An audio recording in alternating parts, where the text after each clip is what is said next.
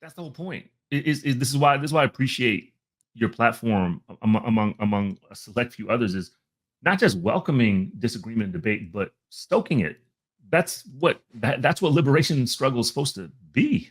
You know, it's like let's understand what our differences are and whether they're irreconcilable ones or not, and then also whether there's a way for us to mobilize through and around each other even if we can't resolve those differences. I mean, this is the problem we're in, and this is also the problem that the social justice industry apparatus, including and especially the academic version component of it, wants to squash.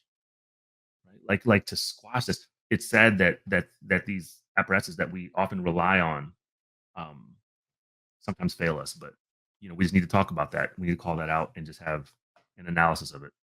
The entire last hour and a half that we've been talking about is an extended discussion of a particular iteration of liberal counterinsurgency. Mm.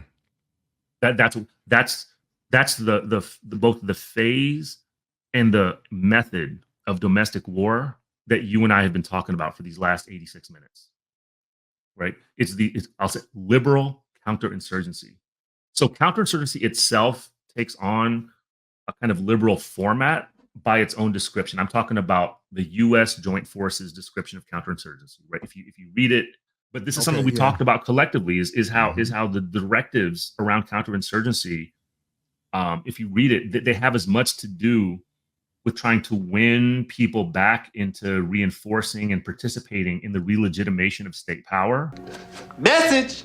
With trying to win people back into reinforcing and participating in the relegitimation of state power. As it did with, militarization of repression, right? And in fact, it said the former should be more prominent than the latter because in a weird way, it was this kind of weird Gramsci hegemony kind of thing under the conditions of colonial occupation, which is not really hegemony, right? So I want to say that, So, but like what we're talking about in this conversation is a domestic iteration of the same thing. Because this is the thing that we haven't talked about, but which I think is lurking and haunting the background of our entire conversation, that there was mobilizations against anti-Black violence and state violence that were liberal, that were seeking participation in the apparatus of the state and even the Democratic Party in particular, and then that were going other directions, including anarchist directions, self-determination directions, militant I'm going to call it self-defense directions.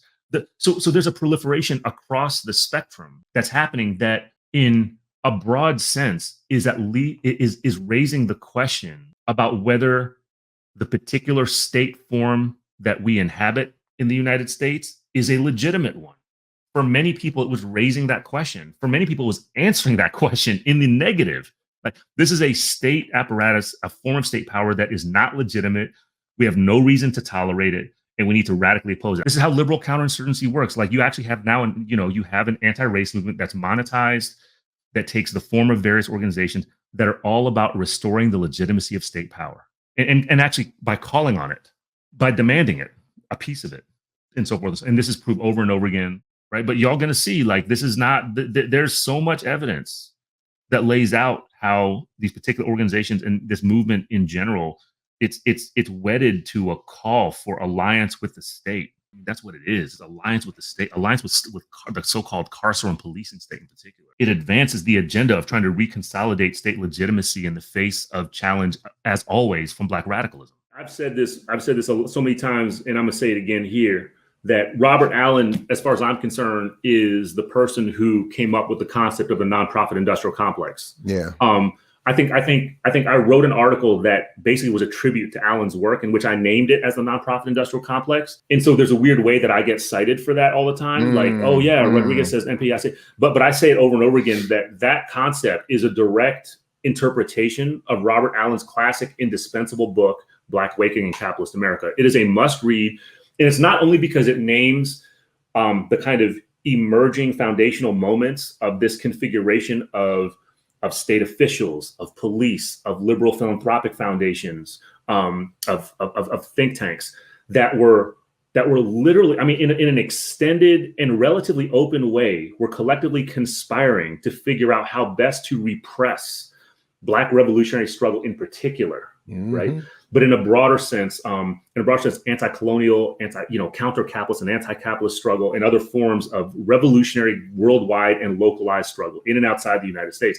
It not only names that, but the other interpretation that I've been pushing lately is what Allen's work does is it actually gives us an understanding of what soft counterinsurgency is. This is domestic counterinsurgency. And I've been saying this frequently also. Folks need to go to the U.S. Army's, or whatever the website is. They need to download that free PDF of the 2006 update of the U.S. Army's field manual on counterinsurgency and read it. Read that shit. It was rewritten in 2006 for the ground war that was going on in the so-called war on terror in Afghanistan, et cetera, right? But you read that book, the U.S. Army's book, Counterinsurgency, and you read that alongside Robert Allen's account in Black Awakening Capitalist America. And what you realize is this shit is not new, right? The 2006 notion of counterinsurgency being waged on the war to win hearts and minds and to do all this other kind of culturally oriented and politically I want to say reformist kind of tactics and strategies to kind of exert U.S. authority and legitimacy in the occupation, in the ongoing war in Afghanistan and elsewhere. A lot of those ideas are already reflected in the period that Robert Allen is talking about in the mid to late 1970s into the early 1980s, in which this configuration of state officials. There you go. This configuration. Is this the right one, right?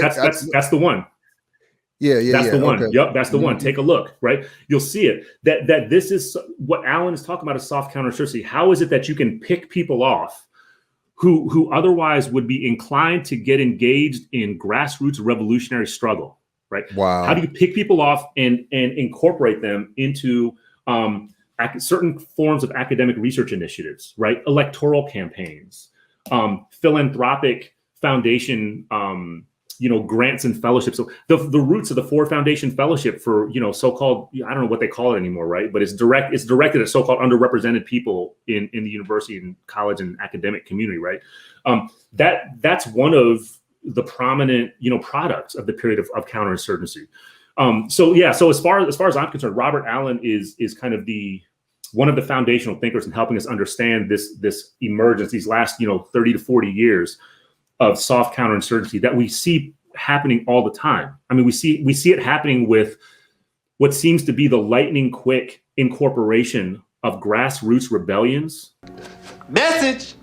What seems to be the lightning quick incorporation of grassroots rebellions. Grassroots radical abolitionist and proto-abolitionist rebellions being very quickly incorporated into these neoliberal networks of foundation funding, of philanthropy, of punditry. That leadership gets identified and they get put forward as the representatives of a grassroots insurgency movement. Why? Because that's the way you contain it, right? You turn it into something that's represented by an identifiable set of individual people, of individual leadership, and now you can contain it.